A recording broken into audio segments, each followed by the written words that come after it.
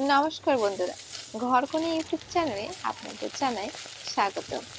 আজ একটা অন্যরকম ভিডিও নিয়ে চলে এলাম, রান্নার ভিডিও। আশা করি আপনাদের ভালো লাগবে। ইলিশ মাছ দিয়ে কচু শাক। সাধারণত কচু শাক নিরামিষ করে রান্না করলে ছোলা ব্যবহার করা হয়, কিন্তু আজ ছোলা এবং ইলিশ মাছ আমরা দুটোই ব্যবহার করব, স্বাদটা একটু আরো অন্যরকম নিয়ে আসার জন্য। পুরো ভিডিওটি মনোযোগ সহকারে দেখবেন, ভালো লাগবে। আর একটা সুন্দর কমেন্ট করে যাবেন। পছন্দ হলে অবশ্যই লাইক এবং শেয়ার করে দিবেন। ধন্যবাদ।